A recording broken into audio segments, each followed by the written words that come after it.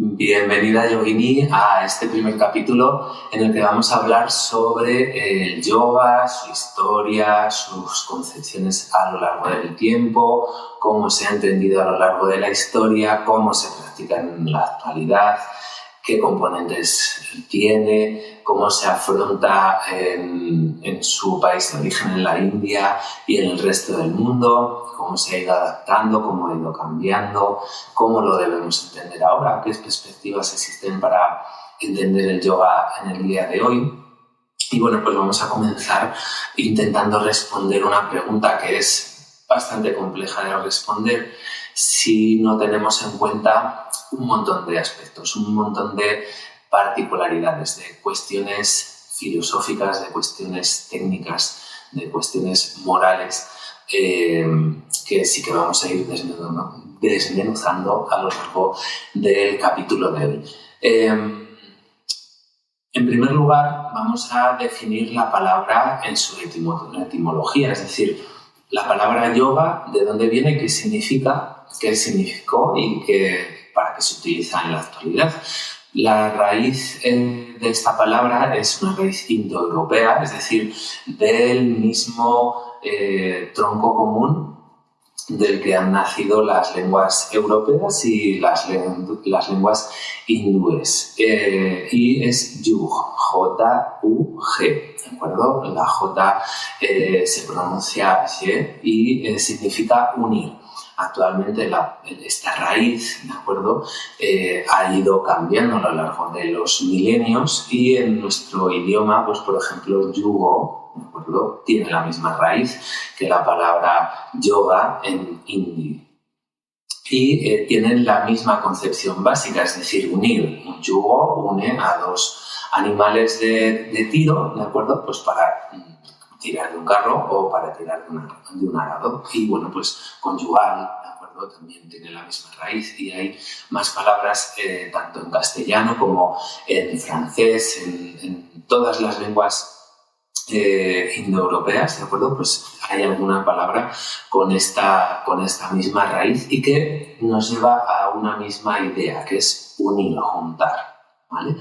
Entonces, teniendo esta perspectiva de base, se entiende mucho mejor cuál fue el uso inicial del yoga, ¿de acuerdo? El yoga no aparece de la nada, no aparece en un contexto vacío en el que las personas empiezan a practicar meditación o se ponen a hacer posturas. No, lo hace dentro de un contexto religioso. Y debemos entender este contexto religioso en toda su amplitud, ¿vale? El contexto religioso del Renacimiento. Es decir, en las religiones de la India, en las religiones de la región de la India, del sureste asiático en general, incluso de Irán, Pakistán, en el momento en el que aparece el yoga, existe la idea de que los seres vivos renacemos después de morir. Y esa perspectiva varía sustancialmente en función de la región y en función de la temporalidad a la que nos refiramos. Es decir, puede haber un renacimiento muy material, es decir, este cuerpo muere, fallece, deja de funcionar y sus elementos se disgregan y forman parte de otros seres vivos, de plantas, de animales que nos comen, de insectos, etcétera, etcétera. O puede tener una concepción un poquito más mística, más religiosa, en la que esos mismos elementos, en base a esa misma idea, esos elementos forman parte y renacemos literalmente formando parte de esos otros seres. Luego esta idea evoluciona y entonces aparece un poco más la idea del alma o algo similar, porque en aquella época no existía esa conceptualización.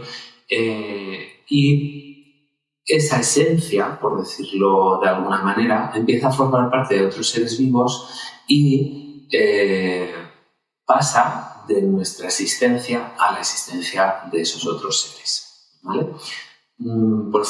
Profundizaremos sobre las ideas del Renacimiento más adelante, en otros temas que hablen más de la religión propiamente dicho. Por el momento lo vamos a dejar ahí.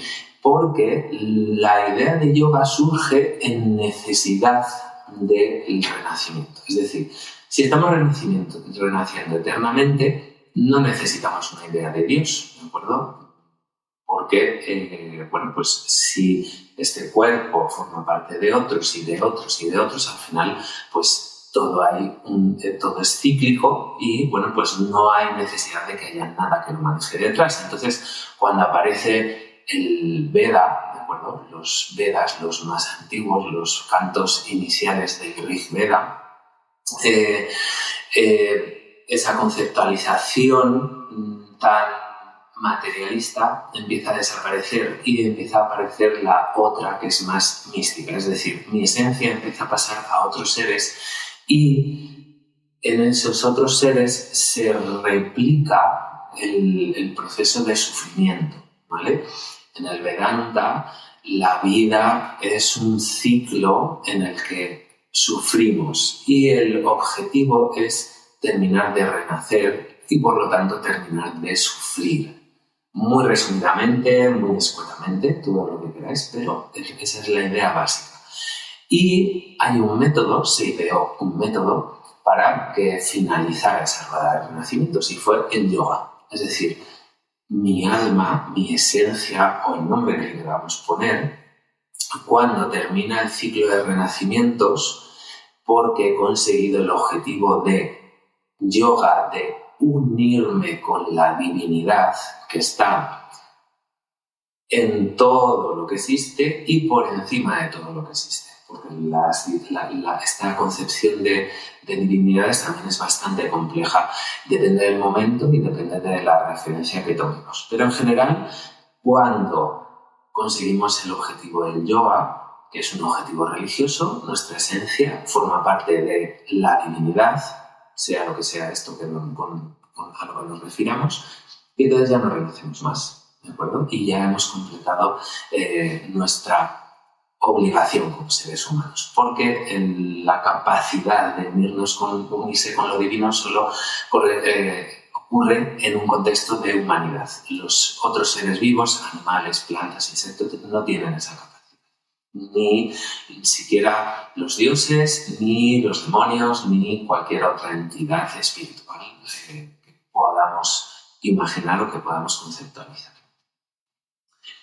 Y este es el origen, muy resumidamente, de lo que es yoga y por qué se llama de esa manera. Porque queremos unirnos con Dios, ¿vale? ¿Qué ocurre?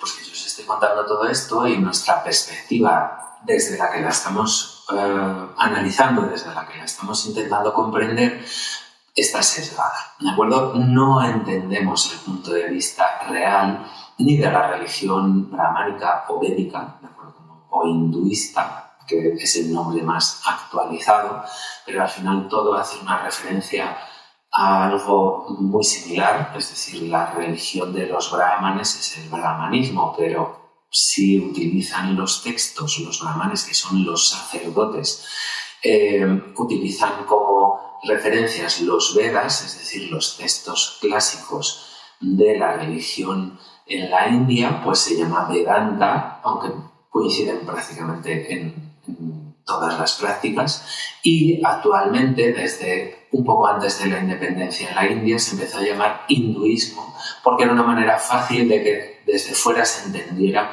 qué es lo que tienen como religión, porque en Europa está muy unificada la religiosidad de los países en el catolicismo, ¿de acuerdo? Ya puede ser protestante, católico u ortodoxo, pero al fin y al cabo más o menos es todo igual, aunque a los puretas de cada una de esas religiones me van a decir lo contrario, pero la base es idéntica, cambia la praxis y los pensadores, los filósofos que guiaron la independencia en la India utilizaron la misma idea. Vamos a simplificar en un mundo religioso muy complejo con una cantidad de deidades tanto masculinas como femeninas, como sin sexo o con los dos sexos, algo muy complejo, muy difícil de ver fuera de lo que es la propia India, pues le vamos a poner un nombre, hinduismo, que entiendan que es la religión de la India y simplificarlo. Fueron muy inteligentes, ¿eh? No es una crítica.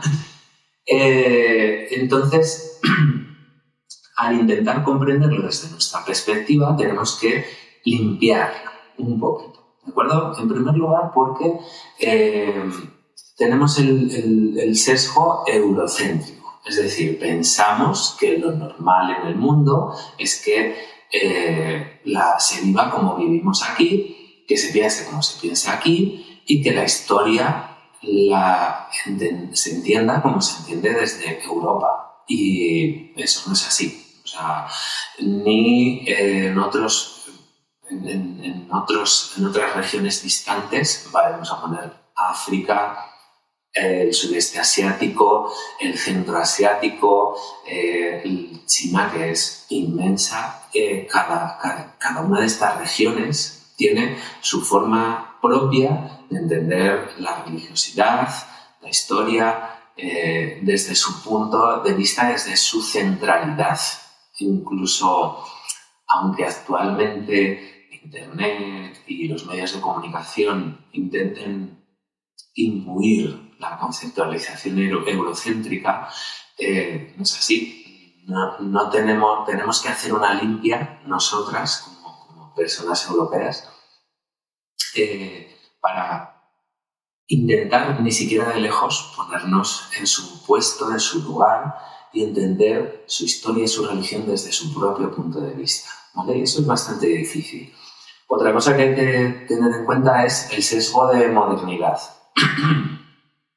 Pensamos que en el resto del mundo y que a lo largo de la historia pues han tenido las mismas facilidades que tenemos nosotras ahora mismo y ni de lejos, o sea, ni en el resto del mundo prácticamente, ni a lo largo de la historia hasta hace 2 días, literalmente hablando en temporalidad histórica.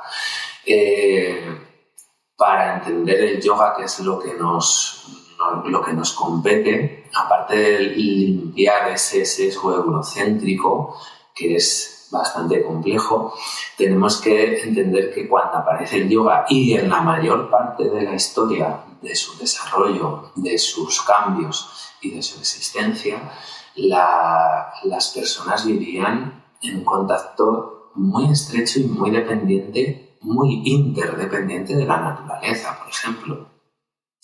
No vivían en ciudades grandes, no vivían en poblaciones que se aislaban del entorno natural, como puede ocurrir ahora en cualquier población, por pequeña que sea. Y claro, entender el punto de vista en el que se construye el yoga desde nuestra modernidad técnica, desde nuestra modernidad tecnológica, supone un esfuerzo importante. Y una última cosa que es relevante desde mi punto de vista es que la perspectiva de lo diferente, es decir, del racismo y al nivel que sea, el racismo religioso, el racismo cultural, el racismo en cualquier nivel, porque el eurocentrismo es una forma de racismo, de despreciar los puntos de vista que tienen otros mundos culturales en otros países y en otras formas de vivir. La modernidad técnica es una forma de racismo, de deslegitimar e incluso despreciar las formas de vida que no son en ciudades asfaltadas utilizando Internet. Y bueno, pues debemos echarnos una miradita hacia adentro para poder entender algo que es tan complejo, tan antiguo y que tiene una historia tan larga y tan diferente a la forma en la que hemos vivido nosotras, ¿vale? Con respecto a la religión, hay algo que se nos escapa desde la base y desde el primer momento. Nos hemos criado en un entorno monoteísta, solo hay un Dios que manda y un hijo que obedeció y que trajo su palabra. Ya está, X. No vamos a profundizar más porque sabemos perfectamente de lo que estoy hablando. El hinduismo, el vedismo o el brahmanismo, o como queramos llamar a la religión en la India, es politeísta. O sea, es politeísta además hasta el infinito. Es la forma religiosa con mayor variedad de divinidades que hay en el planeta. Entonces, vivir la religión desde un contexto politeísta tan amplio y tan complejo, es tan diferente, tan diametralmente opuesto a una crianza, a una forma social monoteísta que puede hacerte estallar bastante la cabeza, ¿de acuerdo? Hasta el punto de que cuando intentaron los ingleses que estaban colonizando, que efectivamente colonizaban la India durante 200 años, intentaron transformar a la religión al cristianismo, no lo consiguieron por una cosa muy sencilla, es que cuando los jesuitas, que creo que si no recuerdo mal eran los que intentaron cristianizar la India, predicaban, las personas de la India, a quienes intentaban convencer de que el cristianismo es mejor que su politeísmo, les decían, pues es que tú me estás hablando de Krishna, que es uno de los 2000 y pico o 3000 dioses que tenemos. Tú me estás hablando de un señor que es bueno, que habla de amor, de compasión, de etcétera, etcétera. Pues oye, tú me estás hablando de Krishna. Pues este señor va a ser una reencarnación o un avatar o una forma que se os ha parecido a vosotros allí en Europa. Entonces estáis pensando en Vishnu, que es uno de los dioses principales en la India, que se materializa en cuerpo físico de persona. Aquí en la India lo hizo en forma de Krishna, pero allí en Palestina pues lo hizo en forma de Jesús. Lo que pasa es que como no tenéis una visión lo suficientemente amplia porque solo creéis en un Dios, pues no os dais cuenta de esto que está ocurriendo. Entonces, para que veáis el sesgo que tenemos y que nos hace incapaces de entender la profundidad de esa otra forma religiosa.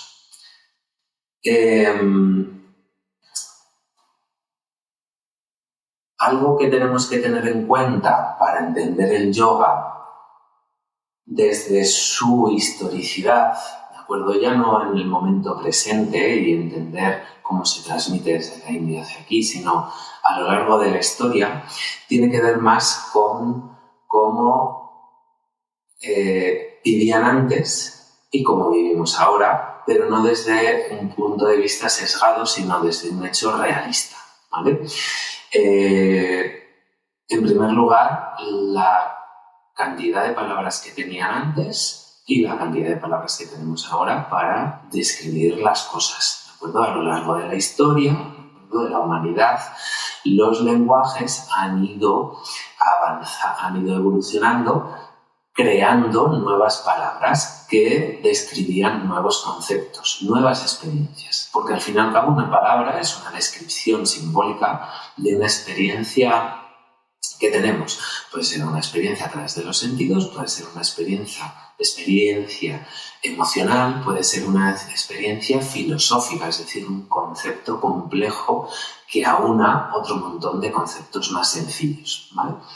Entonces, claro, para traducir y para entender un texto antiguo hay que tener en cuenta esto. Y si vamos a leer un texto tradicional del yoga que fue escrito hace 2000 años, o casi 2000 años, pues tenemos que tener en cuenta que las palabras que utilizaban entonces posiblemente no tienen un reflejo exacto, una traducción fidedigna de cómo lo entendemos ahora. Porque posiblemente ni ellos utilizaban la palabra de la misma manera porque no tiene una traducción literal y porque las experiencias a las que ellos y ellas hacían, bueno, ellos sobre todo, porque los yogis a lo largo de la historia han sido hombres, por desgracia, y porque ellos no utilizaban la palabra de la misma manera porque no hacía referencia a las mismas experiencias, ¿de acuerdo? Y eso hablando de cuestiones más banales, como puede ser el nombre de una postura, ¿vale? Pero si ya nos metemos en cuestiones filosóficas en las que se habla de conceptos complejos como mente, ¿vale? Pues imaginaros, ¿qué pensaba una persona de hace 2000 años? ¿A qué se refería experiencialmente cuando decía la palabra mente? Si tú te lo preguntas ahora, en el momento presente, te cuesta un ratito traducir en otras palabras el concepto de mente. Pues imaginaros hacer esa traducción de ese término de nuestra conceptualización ahora en el presente a hace 2000 años, hace 1000, hace 700. ¿De acuerdo? ¿A qué se referían con la palabra energía? Que la traducimos como energía porque entendemos, los traductores y traductoras entienden o piensan que ese es el concepto con el que hacen referencia, con la palabra con la que se escribió. Pero ¿qué experiencias tuvieron? ¿Qué uso daban de esa palabra? ¿A qué se referían? ¿Vale? Entonces,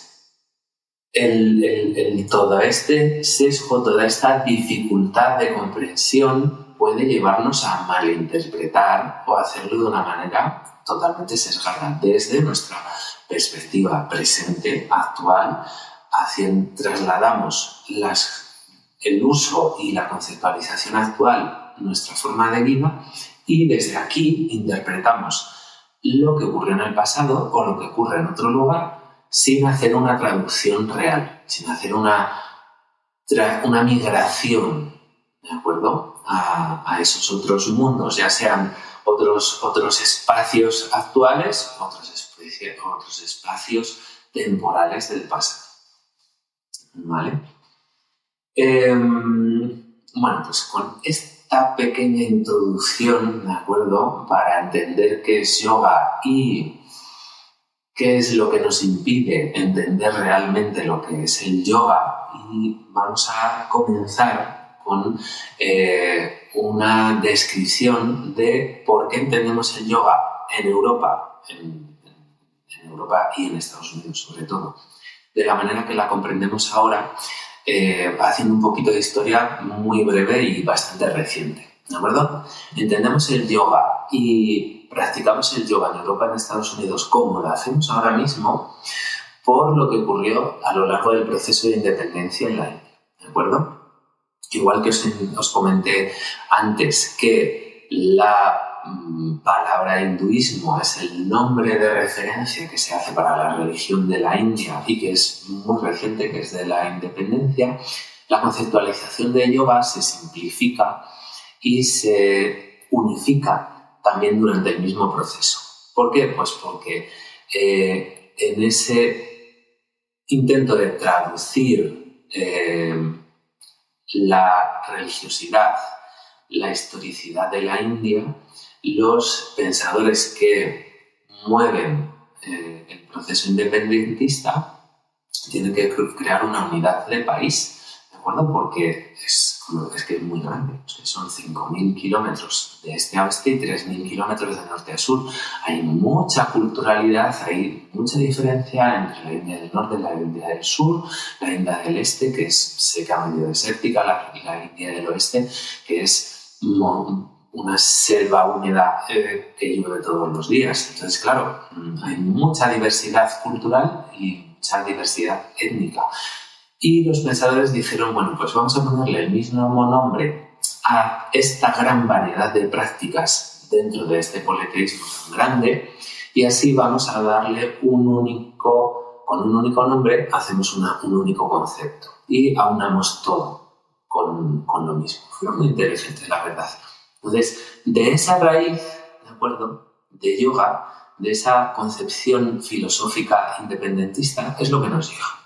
¿De acuerdo? De ahí es desde donde se empieza a tirar el hilo. ¿Por qué?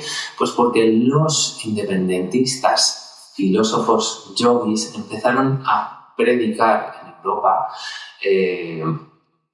con esas ideas, ¿vale? Entonces nos llega ese ideario unificador y nos llega como una única idea del yoga, que es meditar, que es hacer posturas y que es relajarte y conectar con Dios desde una perspectiva que cuando se hacía esa transmisión de ideas, pues en Europa se entendía conectar con Dios, con nuestro Dios Yahvé, o como le queréis llamar, el monoteísta.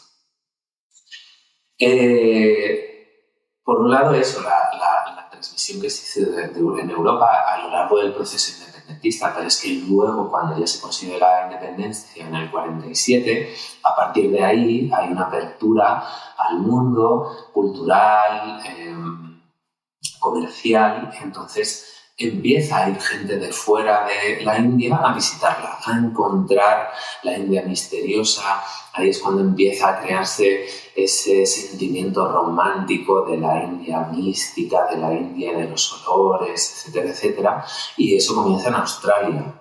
O sea, Australia es el primer país que empieza a enviar turistas, por decirlo así, turistas para conocer la India y turistas para conocer la religión y el misticismo de la India.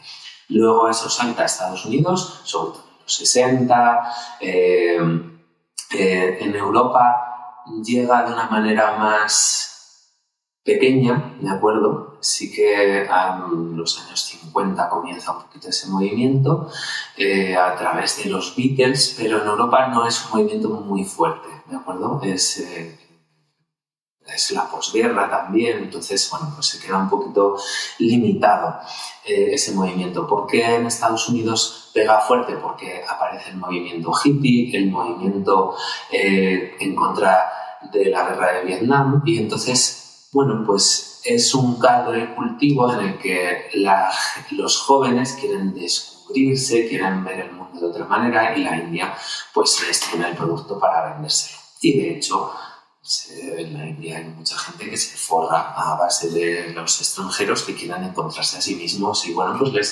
les enseñan una cosita muy light, algo que puedan entender, que dentro de su sesgo cultural y religioso pues sea asumible, sea asequible, ¿vale? Entonces, pues hacen ahí una reducción, una cosita sencilla para que se sientan bien y que sigan llegando y pagan, básicamente. Que llega desde la India a través de estos movimientos, de visita cultural religiosa. Pues llegan cosas muy básicas y cosas muy simplificadas, ¿vale? En plan, lo que conocemos ahora, básicamente. El yoga es una forma de hacer ejercicio, de hacer estiramientos, una forma de meditar y, es el caso de relajarte. La parte religiosa pues se quedó reducida a la idea de las energías, de los chakras y de la kundalini, que ahí empieza a haber un batiburrillo y un jaleo importante que ya lo hablaremos y lo desentrañaremos con mayor profundidad, pero ahora mismo nos quedamos con esa pequeña idea. Y esa transmisión cultural simplificada es la que se ha quedado en la actualidad. Sí que es cierto que desde los años 90, año 2000 hacia acá ha habido un cambio, ha habido en muchos lugares en Europa y en Estados Unidos en los que se le ha llevado una vuelta de tuerca, ¿vale? Se le ha metido conocimiento actualizado a través de la anatomía, se han corregido posturas, se hace una corrección desde un punto de vista anatómico, fisiológico, para que las personas que practicamos no nos hagamos daño, etcétera, etcétera. Pero eso es como muy puntual y bastante reciente. La mayoría de las personas tienen la idea que os acabo de comentar sobre el yoga. Vale. Y depende de cómo veamos, a qué aspecto prestemos atención al yoga, pues también puede ser una cosa u otra. Más concretamente en la actualidad, ¿vale? Si hablamos de yoga a una persona de la India, literalmente entiende meterse a monja. Es decir, si alguien en la India dice me voy a hacer yogi, ¿vale? Primero, no está del todo bien visto, tradicionalmente nunca ha estado bien visto, porque ser yoga es ser renunciante, es no casarse, no tener descendencia, y eso en la India siempre ha estado muy mal visto. Y si tú le dices a alguien de la India que te haces yogi, él entiende que te metes a monja o a monje. Como aquí si te metes a los carmelitas, por ejemplo, literalmente. Entonces, el sesgo religioso-cultural que tenemos no nos permite ver esa interpretación, pero es que es así. Y por eso hay mucha gente en la India que cuando va un extranjero o una extranjera a decir que quiere aprender yoga, se le hacen los ojos así, ojo plático y ojo plática, y dicen, no entiendo qué narices ha movido a un señor de 9.000 kilómetros de distancia, venirse a la India, para meterse a monja, o sea, para renunciar a su vida que tiene allí, con todas sus comodidades, con los sueldos tan grandes que ganan, con la forma de vida tan envidiable que yo aquí gano una mierda y trabajo como desgraciado, perdón por la palabra, y ellos que lo tienen todo y se vienen a la India a hacerse renunciantes. Entonces su cabeza cortocircuita. ¿Ves ese sesgo? Como al contarlo desde esta perspectiva, a lo mejor ni llegáis a profundizar en el concepto, pero es que para ellos es meterse a monje, a carmelita, jesuita o a lo que sea. Ya está. Y dar tu vida por Dios. Lo que pasa es que el yoga es dar tu vida para unirte con lo divino y no renacer más. Esa es la diferencia. Vale. Desde un punto de vista anatómico, físico, mejor dicho, mucha gente tiene una concepción del yoga como el circo del sol, ¿vale? Es decir, hacer posturas imposibles, doblarte y tener una flexibilidad infinita. ¿Por qué? Pues porque durante la independencia también nos lo vendieron así. Las muestras originales de yoga, tanto en la India para extranjeros como en Europa, cuando hacían las muestras, iban los mejores yogis y alguna yogini, alguna mujer que hacía yoga y que obviamente eran de goma, se doblaban infinitamente. Entonces la visión de flexibilidad extrema que solo pueden alcanzar algunas personas o que llevan toda la vida practicando o que son hiperlaxas, pero que el resto de mortales pues no vamos a alcanzar nunca por mucho que nos esforcemos, pues esa es otra visión que se tiene del yoga físico y la realidad no tiene nada que ver con eso, ¿de acuerdo? La concepción del yoga como negocio pues también nos ha llegado, o sea, hay gente que se ha forrado y sobre todo en Estados Unidos creando sectas, literalmente algunas eran sectas, desde un punto de vista negativo, no desde un punto de vista diferenciador, es decir, desde un punto de vista. Una secta se puede entender como una parte de una forma de ver la vida, de una forma de religión, y una secta desde un punto de vista negativo es un lugar en el que, bueno, pues a base de mentiras te consiguen engañar para quitarte el dinero o incluso suicidarte, ¿vale? Pues en Estados Unidos hubo sobre todo muchas sectas desde este punto de vista negativo y una cuestión comercial, de ganar dinero, se ha transformado en un negocio, se ha transformado en una forma de trabajar con derechos de autor, porque se han registrado algunas series de posturas, se han creado empresas piramidales, etcétera, etcétera. Ya hablaremos también con más profundidad de algunas de estas sectas y de estas empresas piramidales. También nos ha llegado una forma religiosa demasiado mística, es decir, muy sesgada desde el punto de vista personalizante y personalizador. O sea, cuando en el yoga te quieres unificar con Dios, pierdes tu esencia, desapareces como individuo, como ser, como lo queramos llamar. Y esa visión más realista de lo que es el yoga nos ha llegado a nuestros días y a nuestros países como algo que te hace conectar contigo misma, que te hace ser verdaderamente tú, que te hace sentirte de verdad en tu profundidad y en tu extensión. Y bueno, pues no es la verdadera visión del yoga. También podemos ver el yoga desde un punto de vista reformado.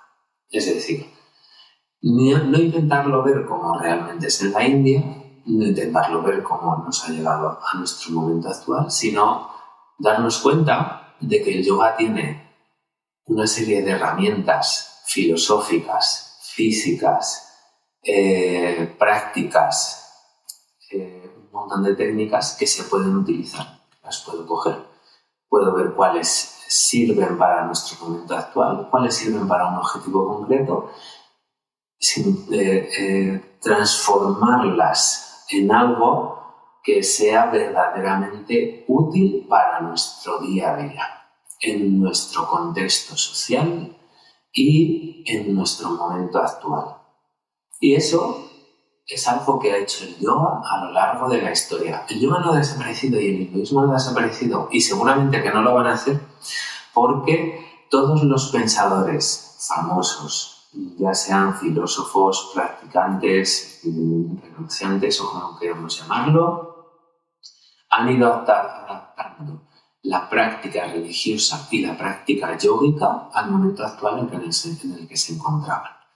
¿De acuerdo? Y ya lo veremos en el siguiente capítulo, pero eso ha ocurrido repetidamente en momentos en los que parecía que el yoga y el hinduismo iban a desaparecer, como que mermaban, porque llegaban otras formas de ver el mundo, de ver la práctica o de ver la religión, y consiguieron adaptarse porque aceptan el cambio y siempre buscan la esencia de lo que son, religiosa y prácticamente hablando, y lo adaptan al momento actual. Entonces, esa es en mi opinión, la gran magia del yoga, la gran magia del hinduismo, a pesar de que yo no sea religioso en ningún aspecto, y que les va a permitir, y que yo como profesor de yoga, como maestro de yoga, me ha permitido adaptarlo a una práctica actualizada y mucho más relacionada con el mundo en el que se vive aquí, ¿vale? Y con esto, ¿vale?, me lleva a una última reflexión, y es que el yoga en la India, a lo largo de su historia, lo ha conocido todo el mundo, pero no lo ha practicado casi nadie, porque a la vez que ha sido visto como la herramienta más poderosa dentro del mundo religioso, a la hora de la práctica real social, se ha visto como una lacra. No en el sentido puramente negativo, sino como algo que disgrega el contexto social. Y tiene que ver con lo que os decía antes. Cuando una persona se hacía renunciante, y se hace, deja la opción de tener familia, descendencia, trabajar, deja toda su existencia para un único fin, que es unirse con lo divino. Y obviamente eso quedaba muy en el margen de la sociedad. Era como las pocas personas raras que deciden salir de la sociedad y encontrarse, dejar de ser ellas mismas para conectar con lo divino. Entonces, en cualquier sociedad, incluyendo la India, pues eso queda al final un poquito en el margen, ¿vale? Un poquito en el margen. Es como, vale, está ahí, no es lo que deseamos para nuestros hijos o para nuestros familiares, pero si lo hace otra persona no pasa nada. Y bueno, con esto espero no haberos llenado demasiado la cabeza con muchos conceptos. Espero que hayáis entendido una buena parte, porque esto solo es la primera parte de la explicación de lo que es yoga, ¿de acuerdo? Haremos otros capítulos con más explicaciones más concretas y más precisas. Esto era simplemente la presentación, ¿de acuerdo? Espero que lo hayáis disfrutado y nos vemos en el siguiente capítulo. Muchas gracias, Vicky.